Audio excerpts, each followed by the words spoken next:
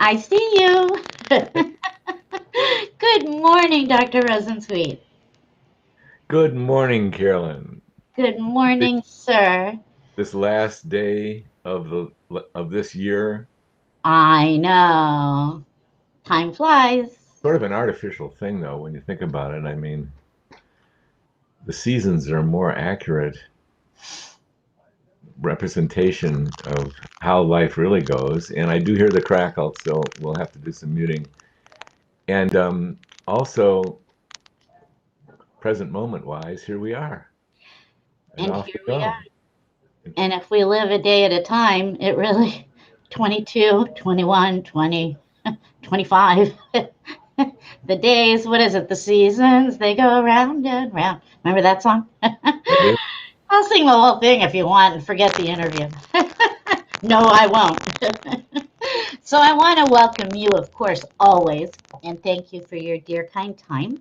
And welcome all the women that'll come up and the ones that don't come up. And a special welcome to our really, really new women, because we have some very new women on our group to menopause, and it's a little confusing to them. And I well understand menopause can be very confusing, but we have the best right here to help us through it. And I'm so grateful. Why don't we start with that statement, Carolyn? That's so fascinating. We live it. Menopause can be confusing. Oh, I could like to see if we can unconfusify it a bit. unconfusify it. Yeah. Okay. Hi, Antoinette. Um, it's a change. It's a dramatic midlife change, and for many women, and also for men, and you'll need to mute because we've got that crackle. Okay. For many women, and also for many men, there's a major shift that takes place midlife. And when you really hunker down into the story of our human trajectory, our life on this earth, it really comes in different phases.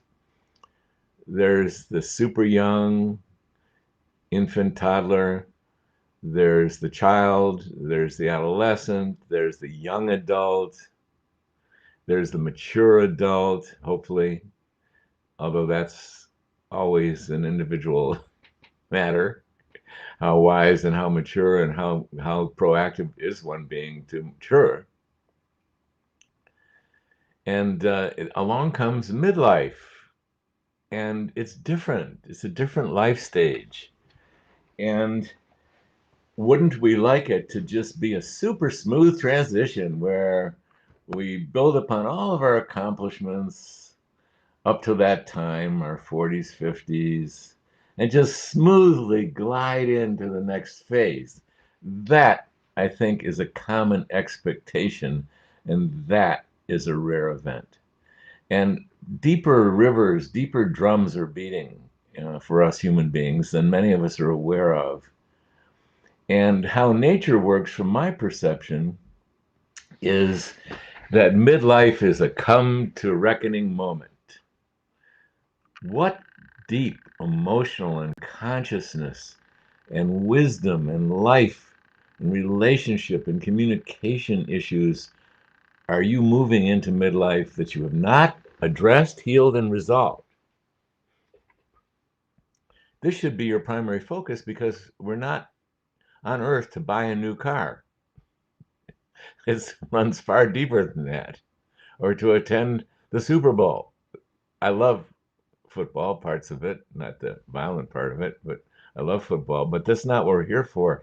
We're here for some really deep stuff that relates to coming home to the truth of who we are and reuniting or becoming conscious of our connection to the divine, and being a contributor and loving the people in our lives and growing in that love and getting the skills and doing the healing to do so.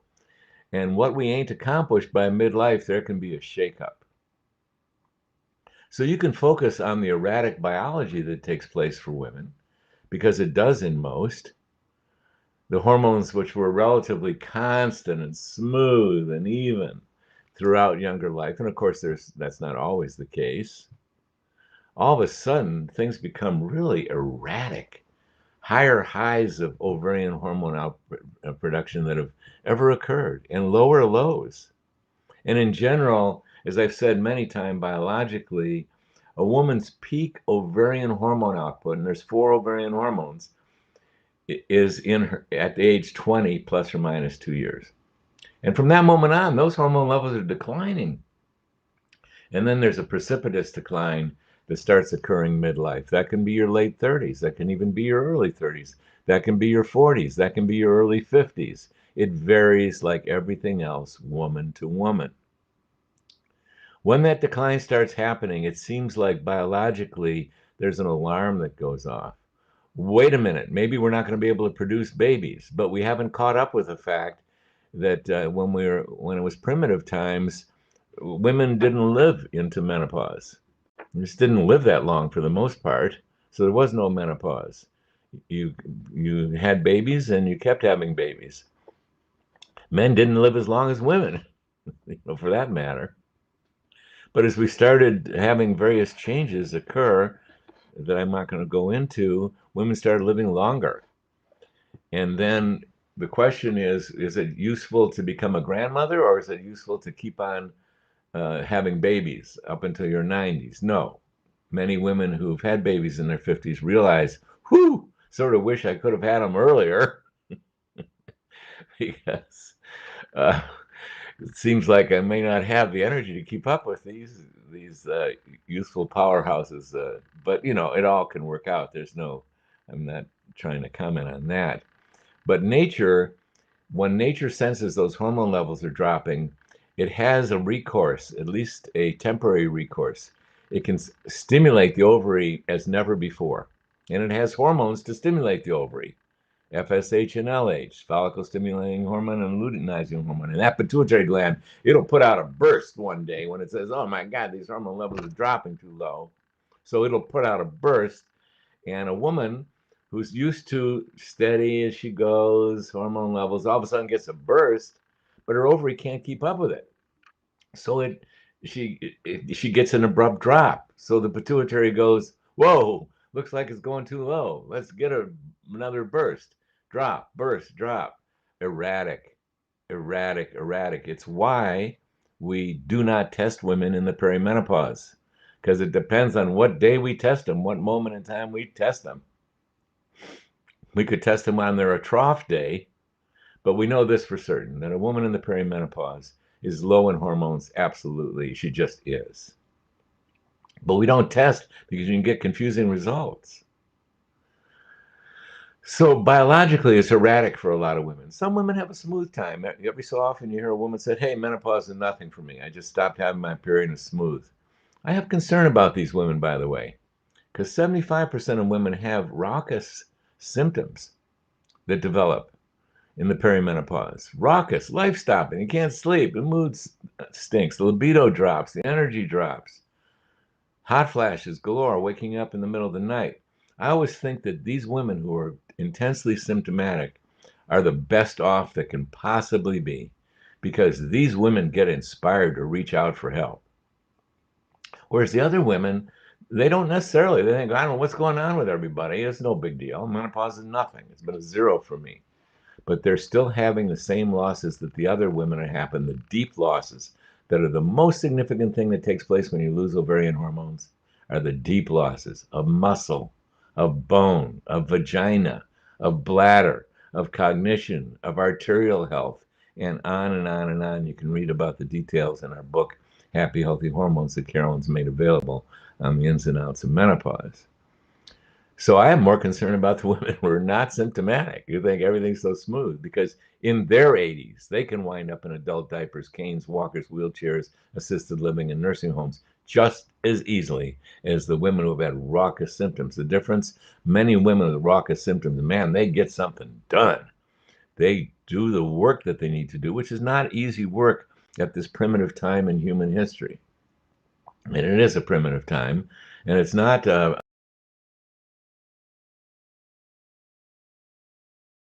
there's very few.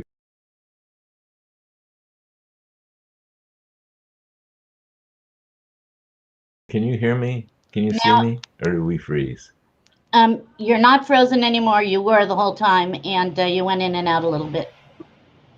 Could you hear me? What I'm saying? Absolutely. You're frozen again, and that's okay because we can hear you. And I think everybody else can see you and see you moving. So I will mute again and go on. Our team is on this freeze, and we put a lot of time into it. We haven't figured it out yet. So I'm frozen right now, eh? No, now you're not. You're Okay. in living color, moving and everything. Living Technicolor. I mean, So I don't. the biologic, one thing about us human beings is we are multi-dimensional. We have physical bodies. We have emotions. We have a mind and a consciousness. We have a heart. We have a soul. And here's absolute statement. Anything that exists on any level is simultaneously occurring on every single level. Weird, huh? So you have an emotional issue, you can bet your life that's occurring in your hormonal system, that's occurring in your bones, it's occurring in your heart, it's occurring on every single level, which is a fascinating story. I just want to tell you it's absolute. The question in medicine becomes where's the leverage? If you got something that you're not liking, what do you do about it? And where do you apply the lever? Ultimately, our physical body reflects, it's not the cause. These hormonal changes are not the cause of this confusingness and erraticness. And I'm still aware that I was supposed to be talking about confusion. I'm getting there. Are you confused? No, I'm just kidding. the I want to get back to the expectation in all of life is everything's smooth and hunky dory. Yeah, well, it isn't, as many, if not every single one of you know. And you can't expect that at this major juncture in life, midway, hopefully, if you got unfinished emotional and consciousness business, if you're not a good communicator, if you're a man, for example, who does not know how to love your spouse or women, or you're a woman who does not know how to open her heart and love, you're going to get feedback galore at this time of life. And you can focus all of the attention you want on better living through biochemistry and get these hormones try and adjust to try and get the job done through getting the hormones adjusted. It ain't going to happen because it's like whack-a-mole and there's tremendous, you take care of one thing and something else pops up until you get down to what really matters. So if you're in something that's erratic and confusing, pause, ask the big questions. What really matters? I'm 45. What really matters here? Oh God, I love my husband, but we haven't been intimate for really in my heart for 20 years. And we don't know how. And it's all dried up. And I'm very sad about it, but we just endure. Uh-oh. Take that project on because that's healable. And the amount of work that you're going to need to do, the amount of energy, time, money, commitment you're going to need to do to enliven a marriage again or get a divorce if need be, if it's unhealable. Your husband won't go on the healing ride with you. Tragic, but that can occur. Yeah. Women are called to leadership here. Women in general, in my opinion, are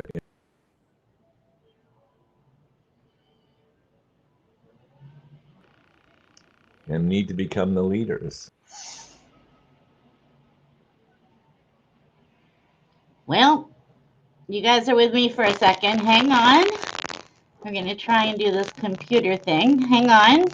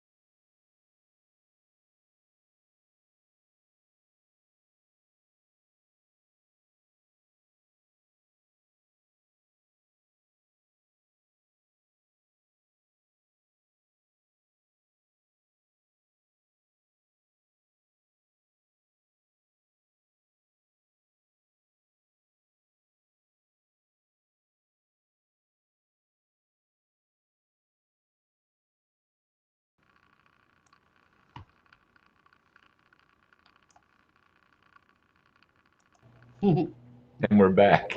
That was a fun little vacation. Do you know where I left off, Carolyn? Because Um, I froze and I wasn't able, I don't know when you stopped hearing me. just we were just really kind of finishing up about like life and that everything is going to hit you really hard right at this time if we've Yeah. not And done it's going this to work. hit you as hard as you're uncommitted. For those who are committed to integrate into your day-to-day life, what do I need to learn? What's not functioning right up to speed? Like, do I need to learn things about communication? Do I need to learn things about becoming more open in my heart? Do I need to learn things about more acceptance of self and thus others? If you are aggressively on point and have as part of your day-to-day life information, tools, and support that you're working to become wiser, to become kinder, to become more accepting, to become more golden rule, it's not going to hit you hard. The ones who are hit hard, where they have let this stuff slide, well, nature doesn't accept that. Right. Nature's going to have an uproar to try for what purpose? And this is the purpose of illness, and this is the purpose of this quote confusion and erraticness. Nature does not tolerate non-growth. Nature does not tolerate non-golden rule. And So it will true. speak as loud as it can, and it will get as loud as it needs to be. And you'll have to mute again. And it will even disrupt your day-to-day life, even by illness. The purpose of it is to stop that train and get you to realize that something serious is going on, and it wants you to stop your world so you'll pause and ask the question, what in the heck is going on here? And the issue is you got to come up with the right answer. You can't come up with, well, I just need some more vitamin C, or I just need bioidentical hormone. No, that's not a deep enough answer for most people who have not addressed their personal healing and evolution vigorously enough. You got to come up with the whole thing. So I want to unconfusify things. That's where I began this question that wasn't even a question yet, but you triggered it, Carolyn Shapiro, because that was an amazing opening. Uh, Thank you. here's You quickly, when I had first met you God, almost 4 years ago now, which is just a mind blower. Um, I really thought that, I would get hormones and the next day I'd be great. Ooh, how wrong I was because of everything you just said. I mean, I've done a lot of work in my 64 years on this planet, had to. No choice. I guess I had a choice, but just saying that to say, when we say change of life, it means something. It does. And it's big. And it's much bigger than people would bargain for because people are already busy enough. It's not like people are just laying around in their tuchus wondering what the next thing to do is. But I want to unconfusify things. You don't have to learn about menopause. It can be confusing biologically. Here's what you do need to do to get unconfused. You need to go shopping and you need to find someone who cares a lot about treating women in menopause and has got a lot of training and a lot of experience. And we encourage you to download our book, Happy Healthy Hormones, because you will learn. I wrote that for women. I did not write that for healthcare providers. We have a whole teaching program for them because this is what you need to know, and you need to follow the template that we lay down in that book. If you find someone who knows the various moving parts that we lay down in that book, you don't have to be confused. You just need to find somebody. That's your job. It's not learn about everything about menopause. It's like go shopping. And sometimes that's not so easy in these primitive times because there's very, very few people who've taken the time to get the education and specialize in this work. But we're working on it so you can contact us as well. Now, here's the other thing. If life is tumultuous, that's okay. We're here on earth, and personal growth and healing is driven by the deepest drum beats within our being. And so take on that project. of personal growth, because this day and age, it's just so amazing. There is so much resources available.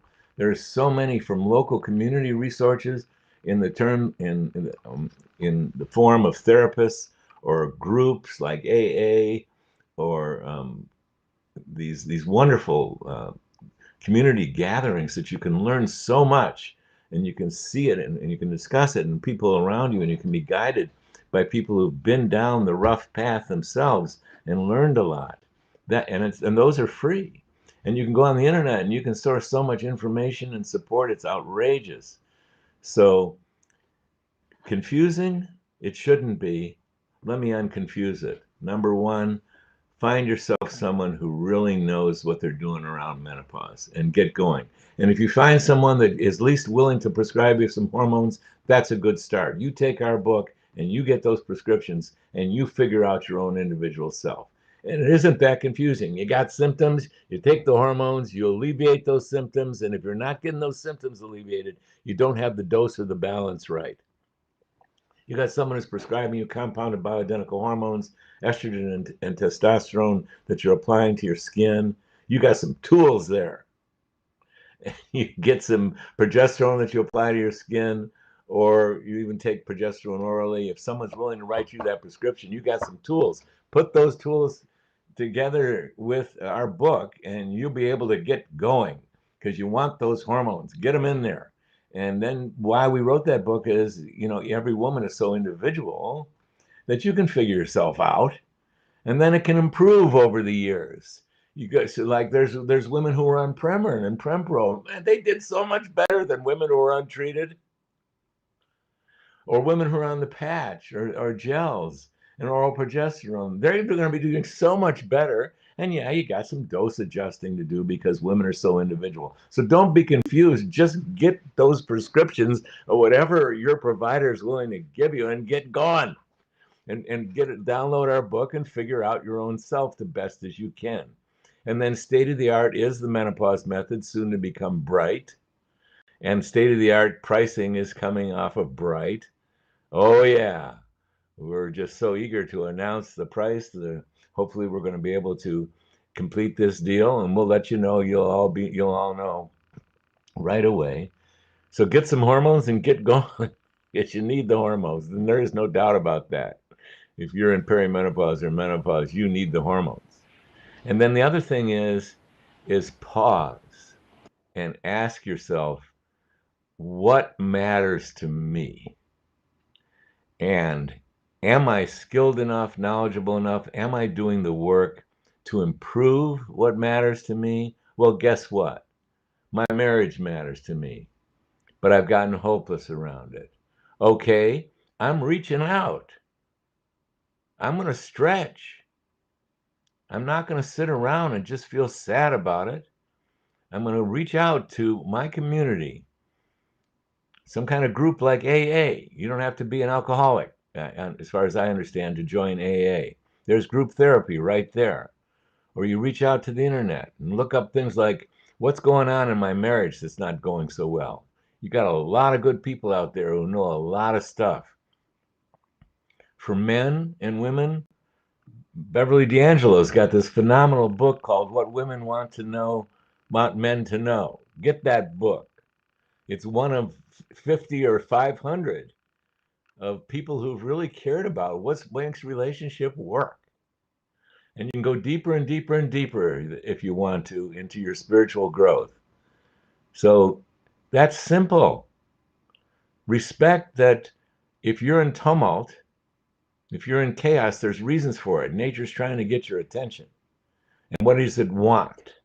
It wants you to get what really matters to you. And what's that going to come down to? Love, fun, happiness, coming home to the truth of who you really are.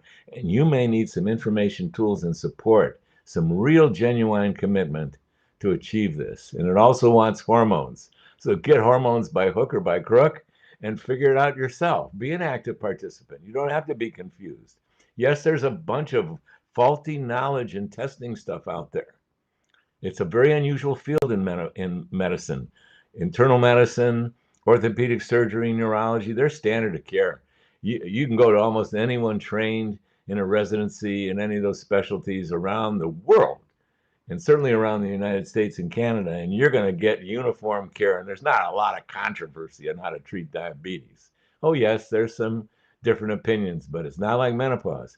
But in the world of menopause, it has not received the devotion and dedication of specialization. So cut to the chase. Go to the menopause method.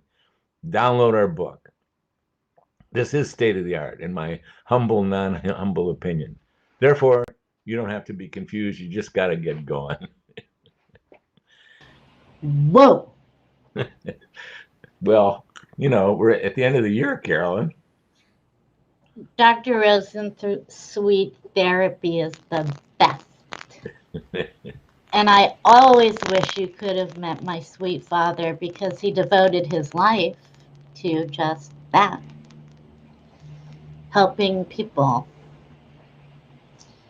Yeah. Yeah. Yesterday was, I know about your love for your father and your respect yeah. for your father. How sacred is that?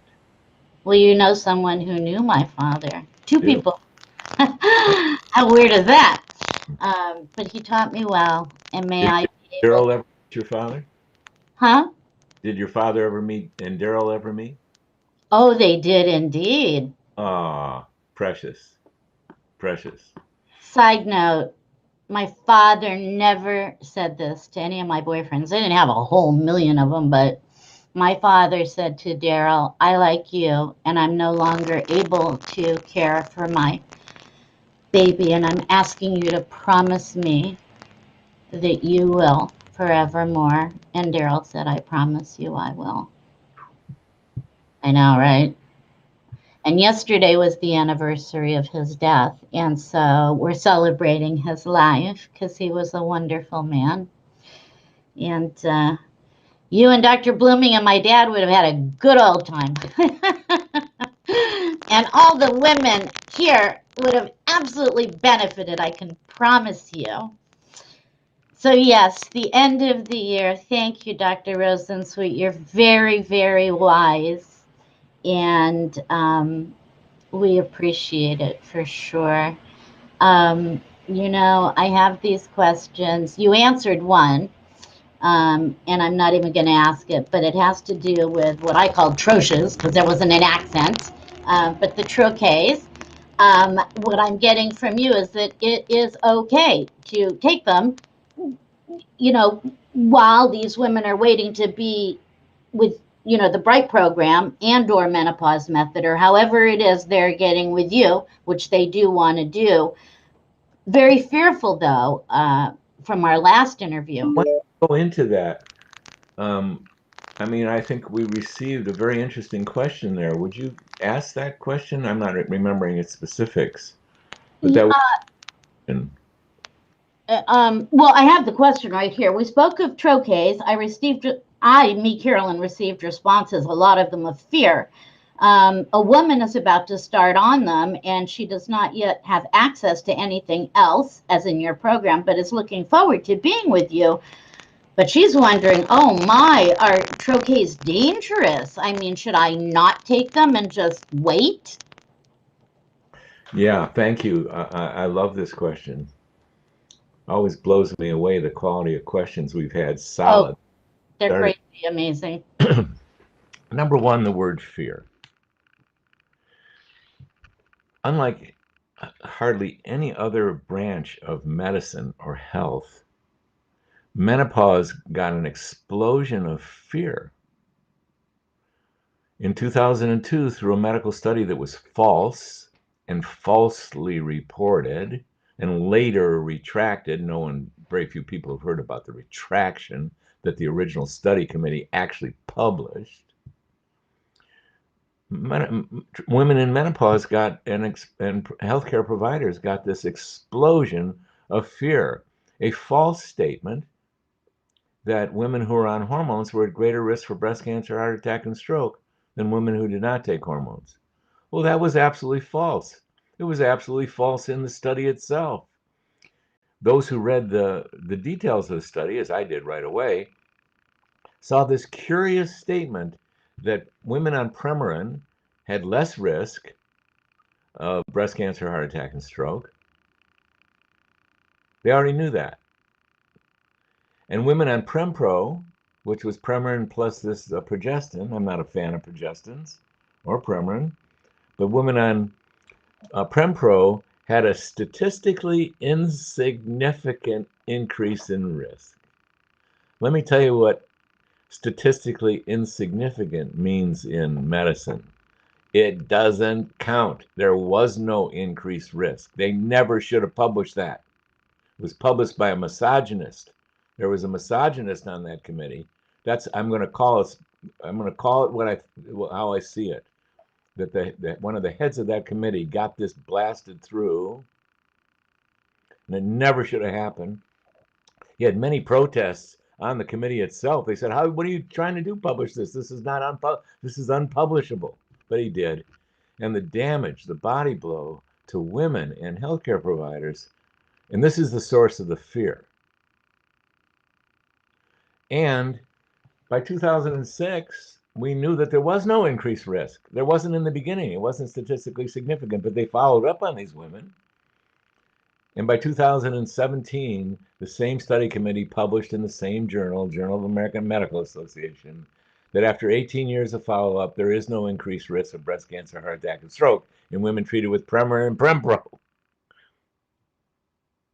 So that's the fear part. You've got to antidote that fear. And if it takes you reading the book by Carolyn's father's friend, and Carolyn, if it's true, you used to play at Dr. Blooming's house at some time, right?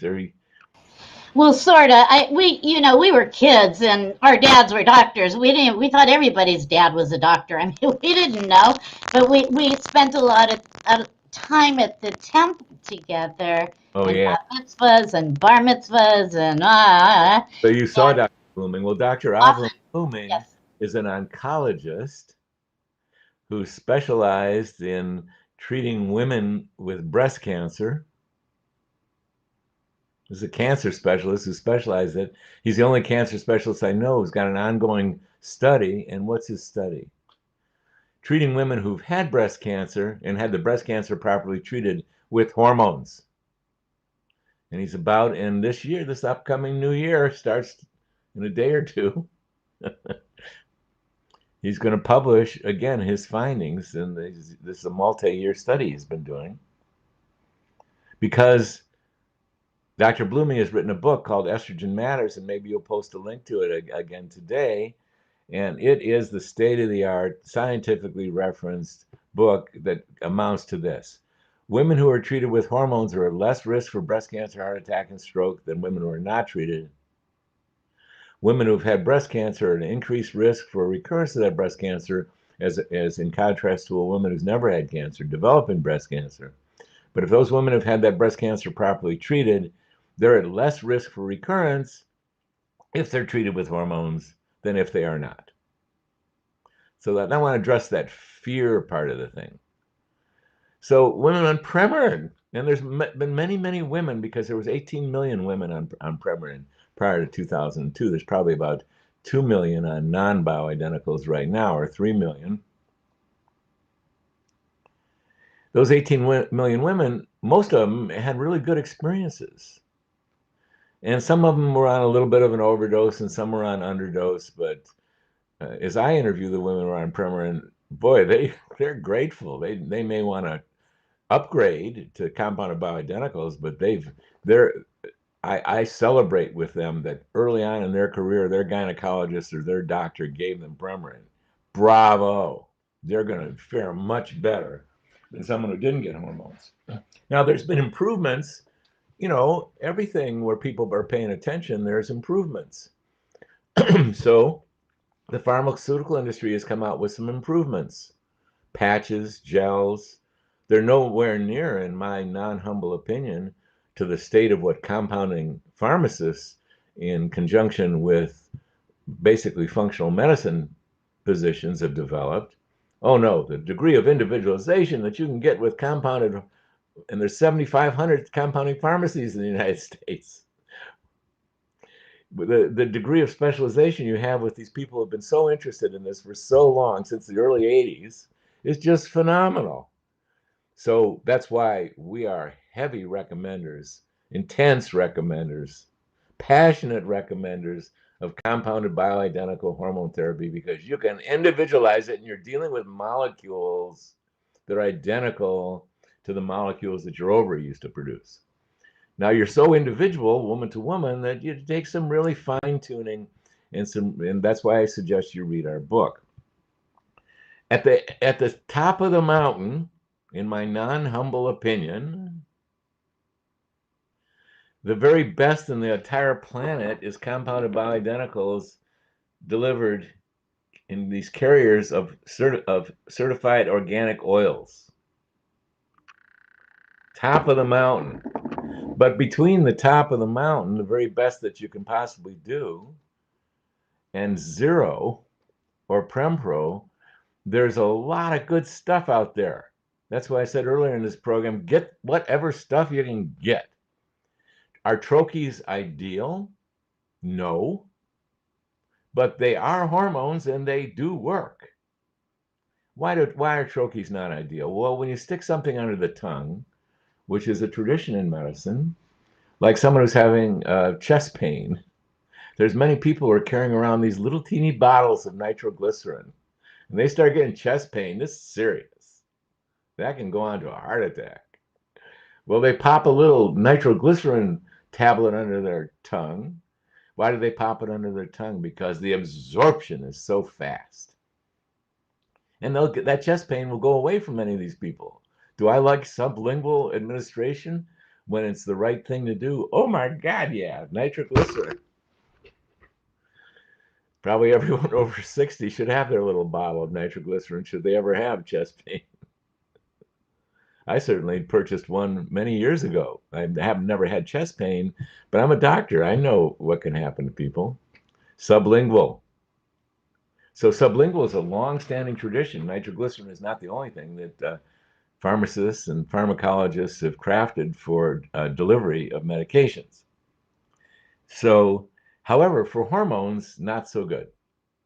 For one thing, we want gradual, slow absorption to take place. We don't want these instant dissolving and going into the body. It produces these peaks, and it's not the most elegant way to go. We want steady, which transdermal does much better than troches, which part of that troche can go in really fast. Now, anyone who's ever sucked on a troche knows something else about troches. Yes, some of them dissolve under the skin, but those troches, some of you're swallowing some of that stuff. And you don't know what percentage you're swallowing. And what you swallow behaves enormously different than what gets absorbed under your tongue. And you don't even know the percentages. And it's almost impossible to test because the stuff you swallow, if, for example, you take Biest or estradiol in a troche, and you do a 24-hour urine, which is really the way you're going to find out about this, you can't tell what part was swallowed. So you can't really test. So it's not an ideal way, but if the only tool I had on the planet Earth for treating women in menopause were troches, man, I'd celebrate it. So read our book, dose adjust with the troches while that's what's available to you. The fear is not based on the troche.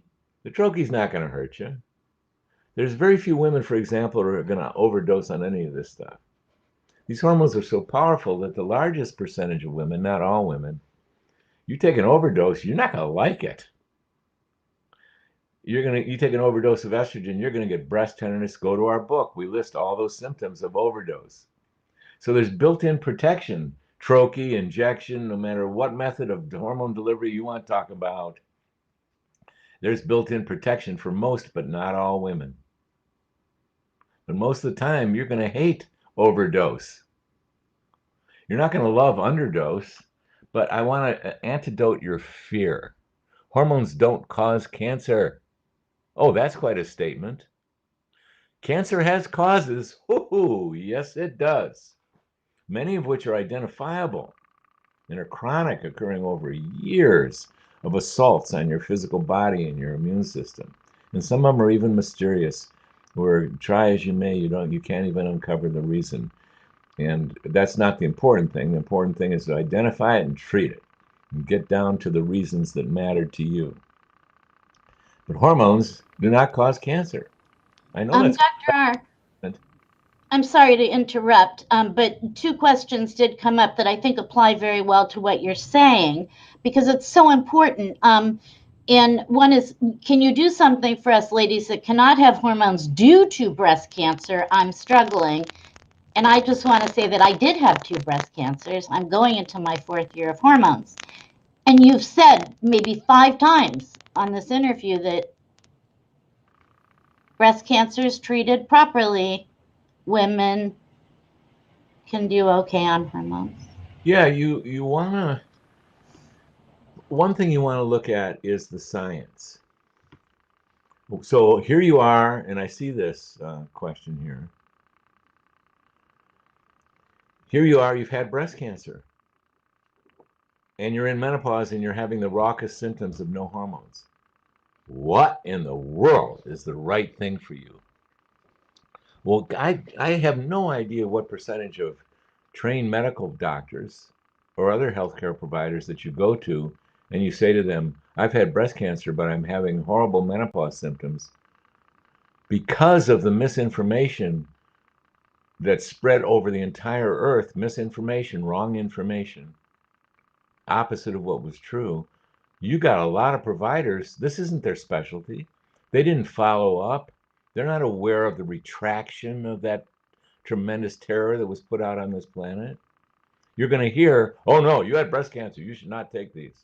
Oh, you had an estrogen positive receptor site. You should not take estrogen. Well, that's not true scientifically. The science is that is enumerated exquisitely by doctors Avram Blooming and Carol Tavris in their book called Estrogen Matters that Carolyn's going to post a link to. If you've had breast cancer, you need to read this book because you need to antidote the poison that's out there. You don't want to fault or judge the healthcare providers. They were given this explosion of misinformation and they just have not, for the most part, there's some who have been up to date on this because this is not their specialty. And as much publicity as that original terror that was wrongly founded was spread on this planet, the retraction by the original committee of that study is not commonly known at all. In fact, there's very few providers that I talk to or women that I talk to. So the conclusion is all of us are at risk for all kinds of diagnoses. My God, I'm a medical doctor. There's 1,000 diagnoses I'm at risk for this very day. May they not pop up. And I'm a human being, so I'm at risk for cancer, hundreds of them. And as a male, I have special risk for prostate cancer.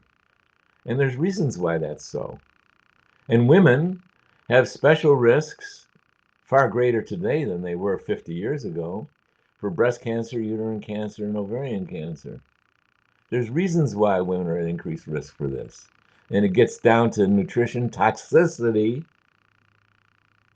stress, or a dysfunctional response to stress, and improper exercise, and the unknown. There's reasons you're not going to come up with. Try as hard as you want. But knowing all this, that we're at increased risk for cancer, and depending which cancers, male or female, we're at less. Did I say less? I'm not freezing. I'm just repeating less risk for breast cancer, heart attack, and stroke if we take hormones than if we don't. And women who've had breast cancer have an increased risk for recurrence of that breast cancer than a woman who's never had breast cancer has for getting breast cancer.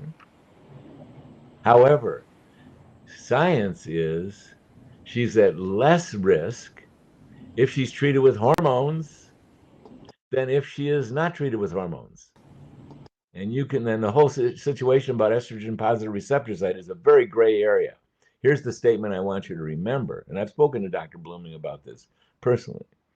Here's the statement I want you to Remember, statistically and scientifically, women who've had breast cancer and have been properly treated for that breast cancer, yes, you're at increased risk for recurrence over a woman who's never had cancer getting cancer, but you're at less risk for that recurrence if you're treated with hormones than if you go untreated. And the hormones that we have the most information about is Premarin and Prempro.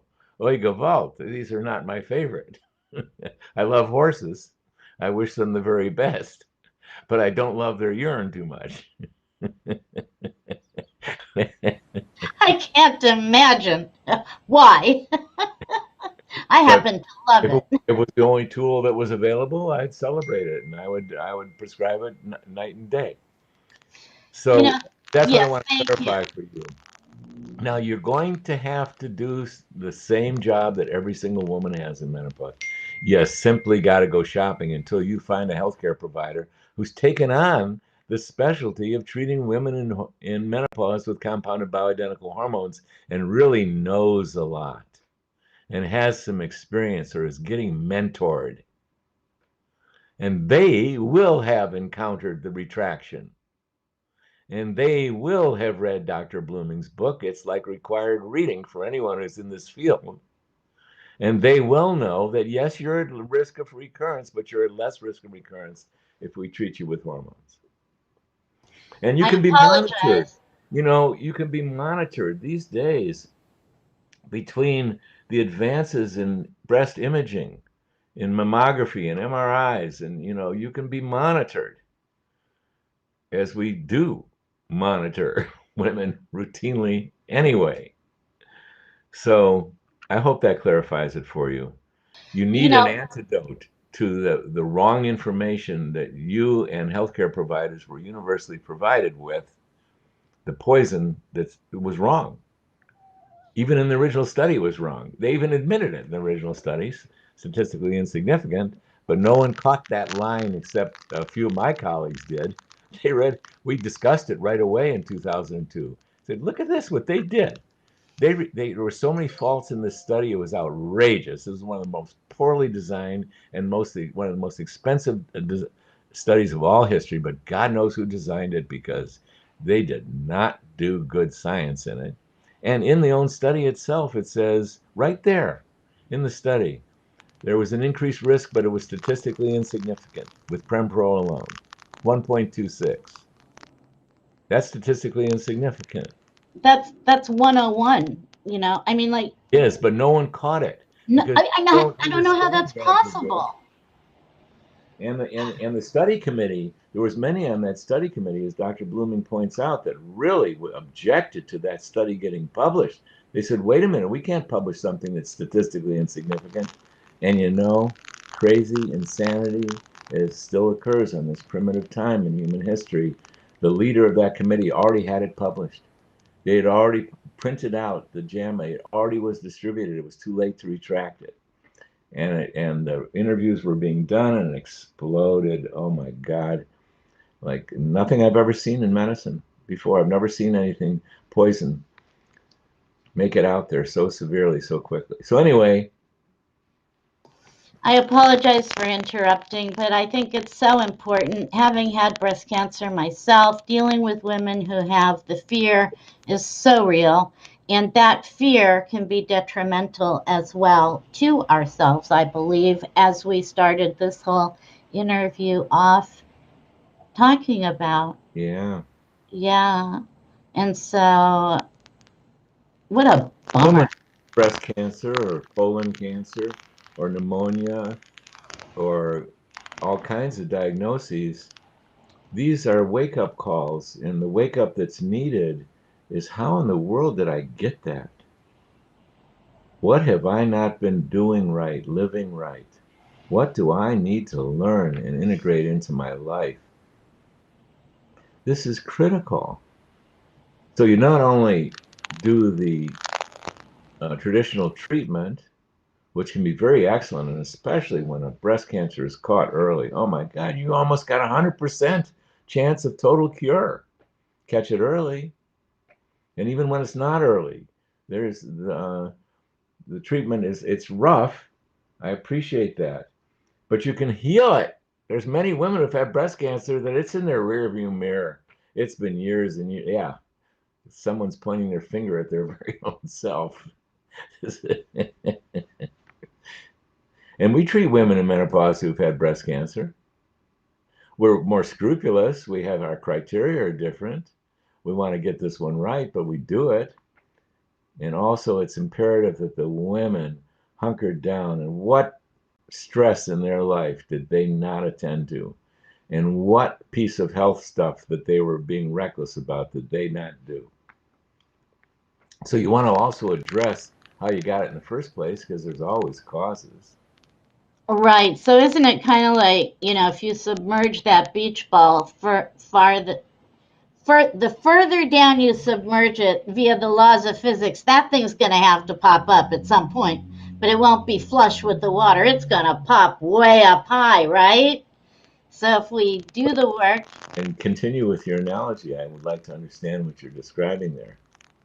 well, the way Pops up I, significance. huh? What is the significance when the beach ball pops up?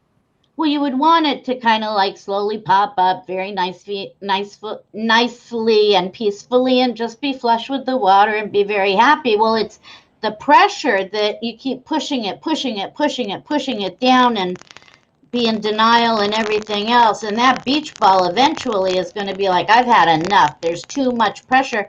So it pops up, but it's not flush with the water. It goes 50 feet high. And then you've got to deal with the repercussions of those 50 feet, until you can get flush and then do the real work. That's my point. That's sort of how it was explained to me.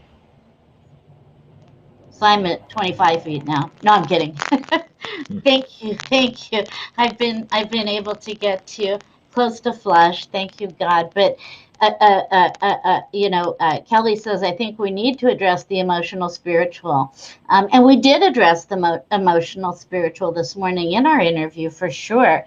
And we can discuss it a million more times because it's really important, and especially during the change of life for us women, but also for the men.